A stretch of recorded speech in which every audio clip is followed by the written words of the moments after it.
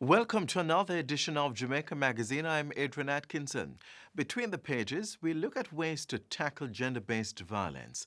That and so much more coming up in the show. Stay with us. Whenever you hear the following tone, the Office of Disaster Preparedness and Emergency Management, ODPEM, will be giving information on an emergency situation affecting the island. Please be on the alert and listen to your radio and television for further information.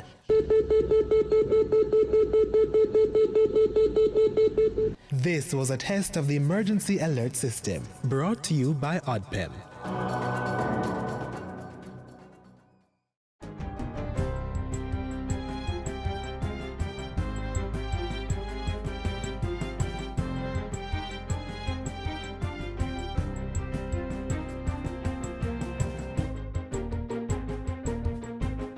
Good day, I'm Lorraine Mendez, and this is your JIS News for Tuesday, September 22.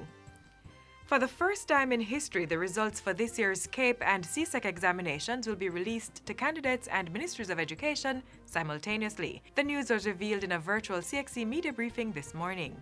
This change will give the candidates the opportunity to access their results in a timely manner and engage the institutions of their choice immediately to complete their matriculation. Students who sat the exams are able to access their results online at cxe.org/student-results/ from 5 p.m. today. Candidates are reminded to have their center number and candidate number on hand to access their results. Some 58,720 students were registered to sit the CSEC examinations and 16,184 to sit the CAPE, which began on July 13 and ended on August 4, 2020.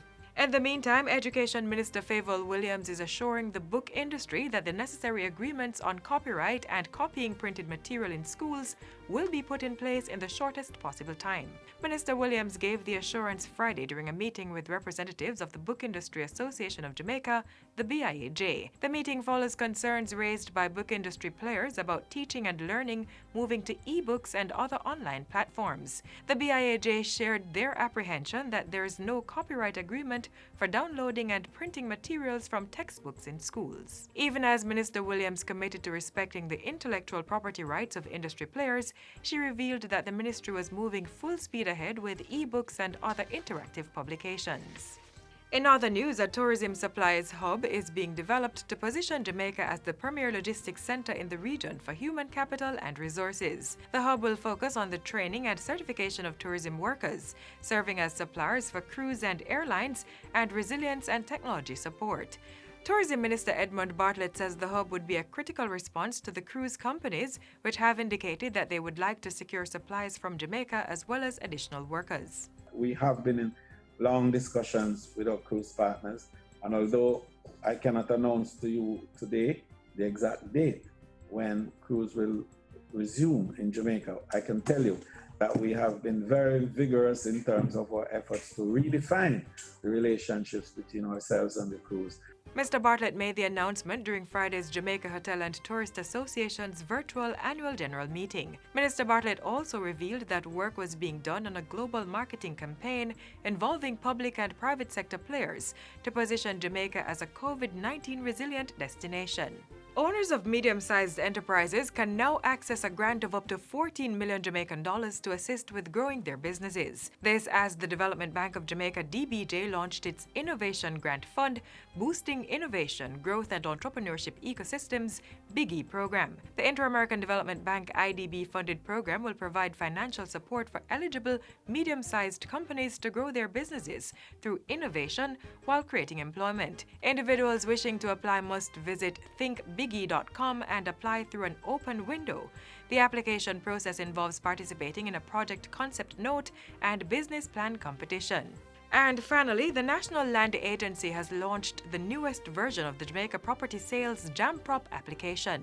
The upgraded version of JAMPROP provides subscribers access to property sales data for registered properties across Jamaica, as well as additional features. The new platform has expanded the flexibility and versatility of JAMPROP and now includes an integrated map, an e-commerce component, and buffer search.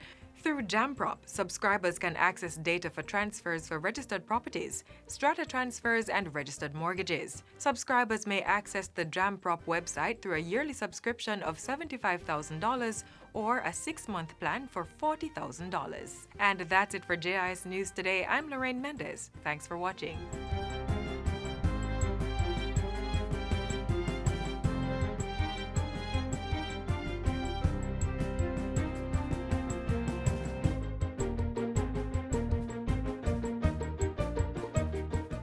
Jamaica Social Investment Fund, JSIF, celebrating over 20 years of investment in community development. JSIF has forged relationships with international funding partners as well as private and public sector entities. Let us continue to invest to reduce vulnerabilities. Let us build our social capital and resilient infrastructures to ensure full participation in Vision 2030. JSIF, investing for community development. The JIS Heritage Competition is celebrating 10 years of youth expression on Jamaican history, culture, and tradition. If you're a primary level student 9 to 12 years old, enter the essay competition. Write 400 to 500 words on the topic. I promise to stand up for justice, brotherhood, and peace. Identify a Jamaican from our past or an institution that exemplifies this statement from our national pledge and say why. Secondary level students, enter the poster competition. And tertiary students, send us your best snap for the photo competition. The topic, I promise to stand up for justice, brotherhood, and peace. Enter now and play your part in preserving our national heritage. Great prizes to be won. Competition closes October 24. For competition rules and guidelines, contact the JIS. Up next, the latest developments out of the Office of the Prime Minister.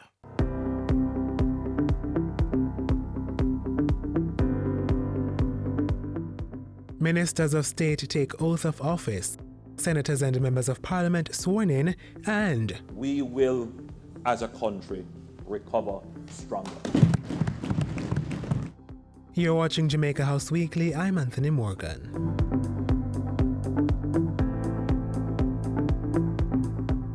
Prime Minister Andrew Holness has charged newly elected ministers of state to support cabinet members in executing their roles and responsibilities. There are areas of policy that need to be explained, that needs to be championed, that needs sometimes to be brought directly to the stakeholders. And as Minister of State, you can play that very important role. The Prime Minister made the call Monday as the 9 junior ministers were being sworn in at King's House. The Ministry of Foreign Affairs and Foreign Trade will be supported by Senator Leslie Campbell. Juliet Cuthbert-Flynn will assist the Minister of Health and Wellness. Homer Davis is the new State Minister in the Ministry of Local Government and Rural Development. The Minister of Industry, Investment and Commerce will get the support of Dr. Norman Dunn. J.C. Hutchinson has been dispatched to the Ministry of Transport and Mining, while Xavier Main will continue his work at the Ministry of Labour and Social Security. Operations at the Ministry of Education, Youth and Information will be assisted by Robert Morgan. The Finance Ministry will get the expertise of Marcia Smith, while Alanda Terrelong will head to the Ministry of Culture, Gender, Entertainment and Sport. By Tuesday, the new government of Jamaica was in place after the swearing-in of members of the House of Representatives and the Senate. The 21-member Senate was sworn in Tuesday morning at the Jamaica Conference Center in downtown Kingston. Senator Tom Tavares Finson was returned as President of the Senate, while Senator Charles Sinclair was appointed as his deputy. The venue was used Tuesday afternoon as the members of Parliament took their oath of office. Marisa Dalrymple Philibert was named Speaker of the House, while Juliet Holness was appointed her deputy. Prime Minister Andrew Holness used the ceremony to assure the country that his administration has hit the ground running. I'm very seized of the magnitude of all the challenges we face. But I'm very motivated. And I'm very optimistic of the energy, the skill, the thoughtfulness, and the commitment of the team that is assembled not just on my side of the house, but of the entire Parliament, of the entire government of Jamaica, of all the people of Jamaica to overcome these challenges. The Prime Minister also committed his government to making the necessary reforms in education, digitizing government services, and the pursuit of a national identification system. Housing, rural development, water, agriculture, and the upgrading of the health infrastructure will also be prioritized. While in Parliament Tuesday, Prime Minister Andrew Holness pledged to work with the leader of the opposition to address voter apathy. The Electoral Office of Jamaica reported a 37% voter turnout for the September 3 general election. The turnout was visibly less than the 48% of the population which voted in 2016. Among the initiatives to address the shortfall, Mr. Holness says a civic education program will be implemented in schools. There are many ways in which this could be done, and indeed, we could put the Parliament to work on examining the possibilities of how we could have greater engagement. Prime Minister Holness also urged members of the House to be mindful of the way they conduct themselves when carrying out the people's business. We cannot hide away from the fact that a part of the disengagement is the frustration that the electorate has with how we conduct ourselves. There is a dissonance that we cannot ignore. And the Prime Minister extended comfort to the family of veteran politician Dr. D.K. Duncan. Dr. Duncan passed away at hospital Friday at age 80. In a statement, Mr. Holness offered condolences to the entire Duncan family, including Dr. Duncan's wife Beverly and his children. And that's it for Jamaica House Weekly. Be sure to join us next time for more of the news stories coming out of the office of the Prime Minister.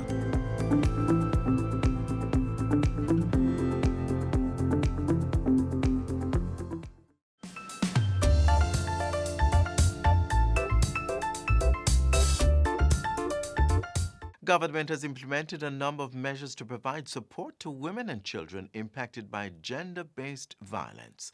The establishment of a shelter for abused women and free counseling sessions are among these measures.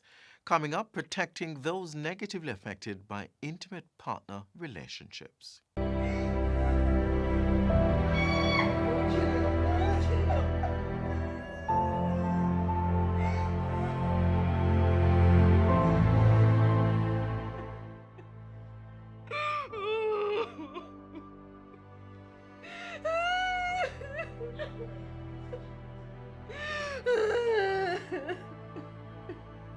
All that is an actual story, a story all too familiar.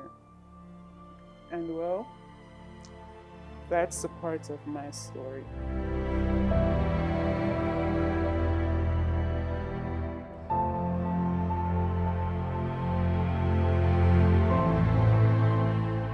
Growing up, I've seen my father flip over the simplest of things. He would basically change from an angel to a devil in a flash. I remember this instance. My mom told me that she was coming home from work one evening because she worked very close to where he lived. She was coming home from work, and usually when you're leaving work, it's a lot of persons leaving at the same time, and she was talking to one of her co-workers and she smiled at him. He smiled back, and my father saw that. And when she went home, he was ready for her. He was like, "Oh, see, I smile at my panny road. Yeah, smile at my panny road." He beat her, he stripped her naked, and he chased her in front of the yard so all her co-workers could see.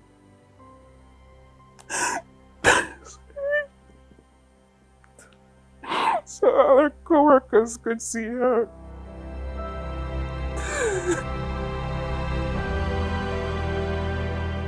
Domestic abuse or domestic violence is not just physical abuse. The physical abuse basically for us is the end product coming from somewhere else. So you have stalking, you have intimidation, you have threat, you have psychological abuse, the ones that I'll tell you, I play on your emotions as to what I can do. It was known to everybody that this was the type of person she was dating. This was the type of man he was. Even the security at the gate, the manager, everyone. So it's not like her life was a secret. She could not have any friends. He was the only person she could talk to, go anywhere with. If someone even talked to her and she not acknowledging them, she would get beaten for that. The least good thing, he would flip on her.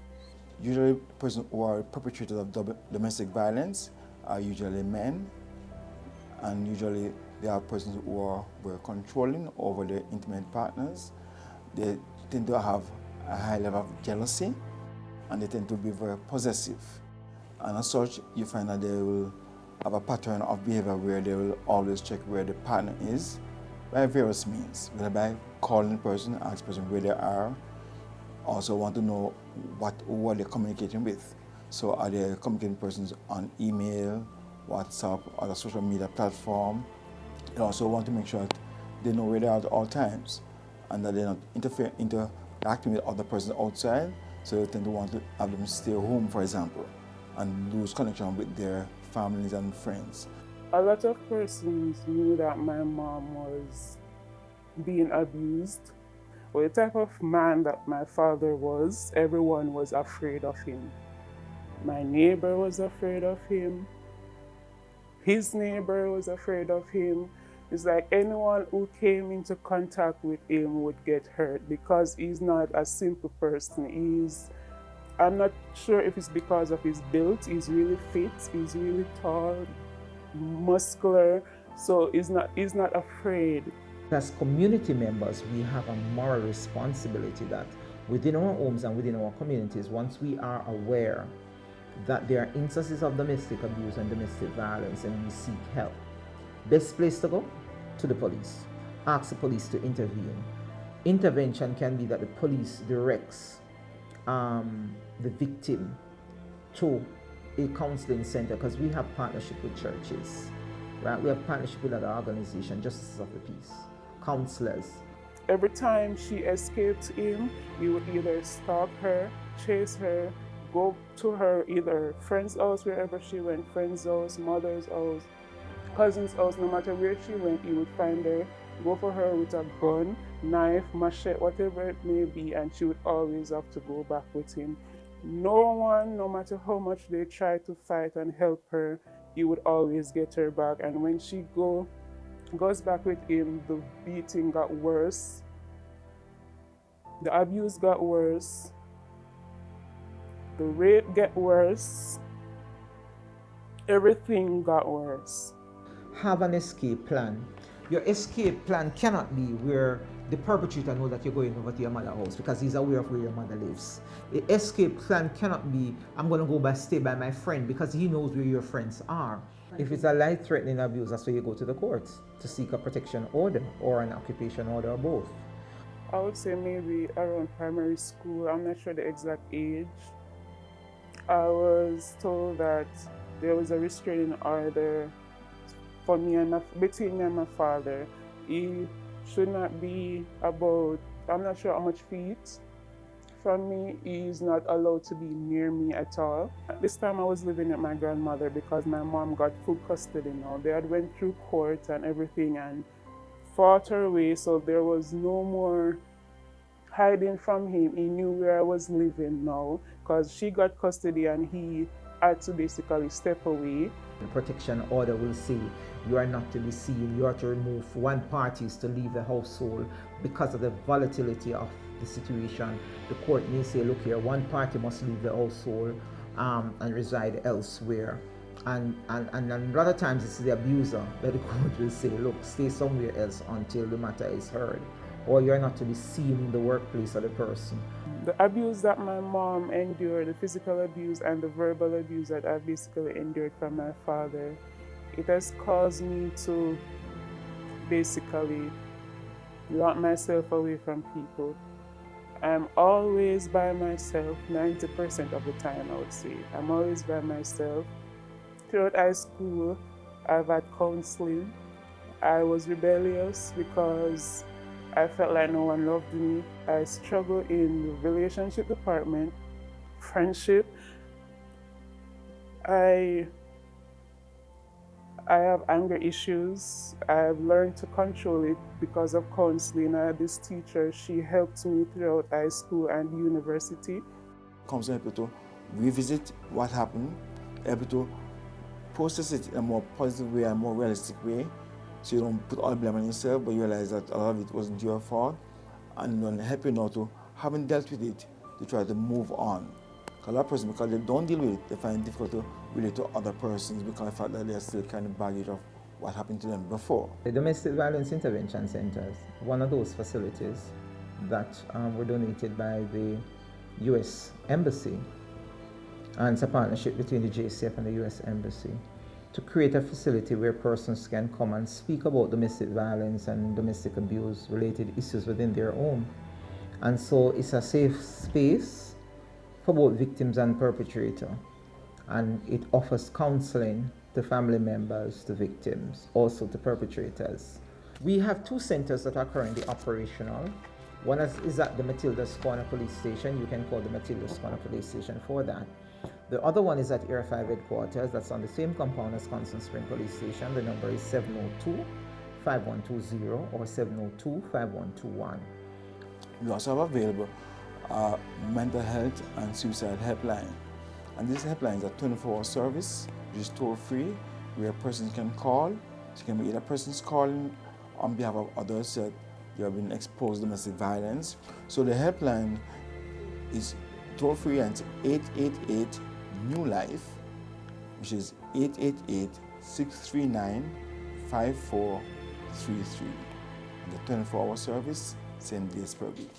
If you know someone is being abused, say something, do something.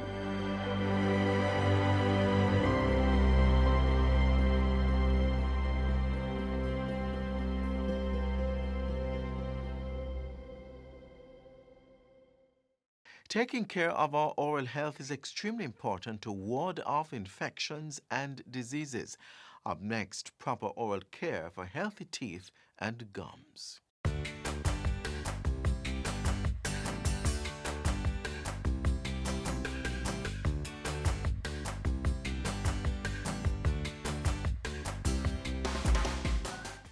Dental health is really important because the mouth is the entry point of nutrition in our bodies.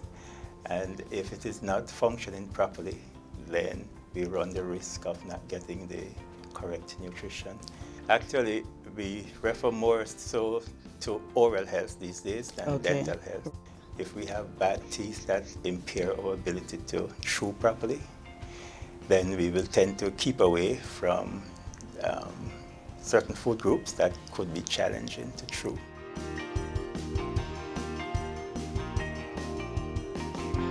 People with bad oral hygiene, people who use and eat and drink a lot of sweets, you can have decay, and you can also have, along with it, periodontal gum disease.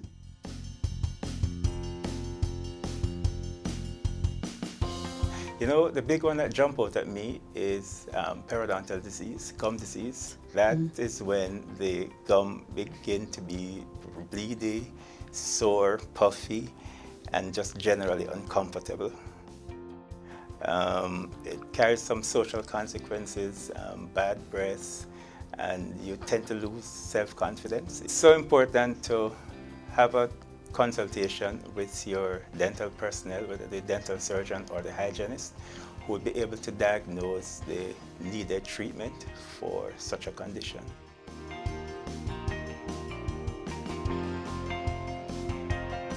All sugars are bad, but everything is in moderation. The Jamaica Dental Association endorsed the efforts of the government in reducing the levels of sugar in the bottled beverages. The aim is to get it to 2.5 milligrams in 100 mils by the year 2023. It would be roughly 2.5 teaspoonful.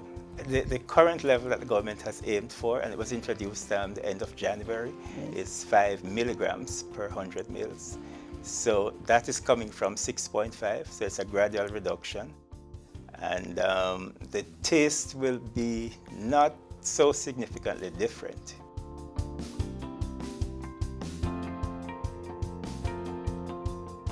As a dentist, I recommend the soft, but I'm aware that a lot of patients tend towards the harder ones. It does some damage by cutting a little line at the neck of the teeth, just where the teeth meet the gum line. So we recommend the soft toothbrush. It's really important to begin by putting the brush on the gum. A lot of people avoid the gum because they tend to think that it makes the gum bleedy. It's the exact opposite. It is as a result of not brushing the gum why there is some amount of bleediness. And you should brush in the direction of growth. The top ones, you brush them down in a circular motion, and the bottom ones, you brush them up, covering all surfaces. Don't forget your tongue, and as I said before, the gum itself.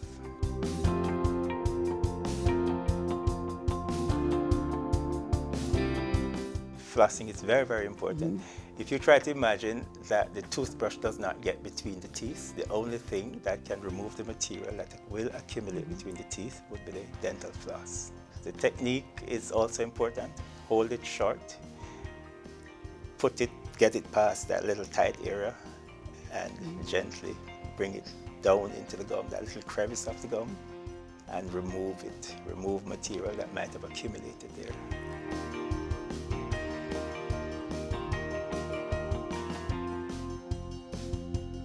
And we recommend 6 monthly checkup.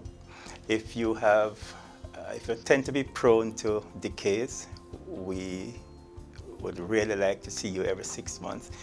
If you have been checked and you are pretty much okay, a yearly visit would be adequate.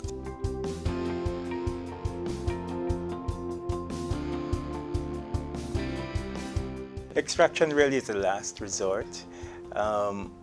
With regular examination, we can pick up using x-rays and visual examination early decays, and these can be effectively dealt with by regular fillings. If it has gone too far and it is now in the nerve, there are other procedures called root canals that can be done, and sometimes we need to cover the entire tooth with a crown to bring it back to usefulness.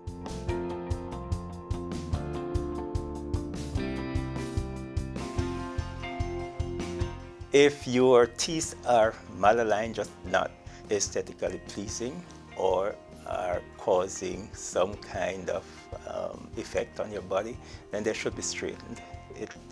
Orthodontic treatment or braces simply mean moving the teeth through bone to put them in a more harmoniously pleasing position.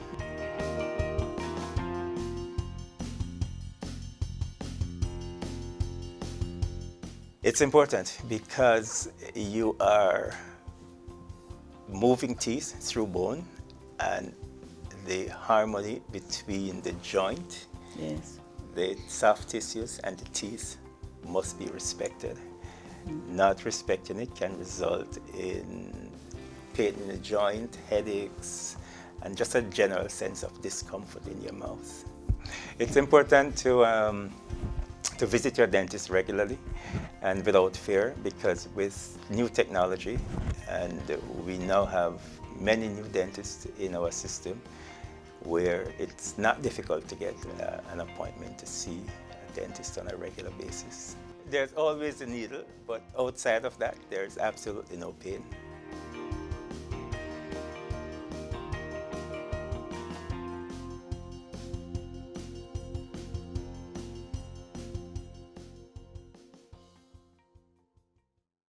You've reached the final page of the magazine. Thanks so much for being with us on today's journey. Another show unfolds tomorrow, so come back, same time on this same station. Until then, click on our social media pages for more informative features. While there, please subscribe to our pages and channels so you can stay in the know. I'm Adrian Atkinson, encouraging you to stay safe.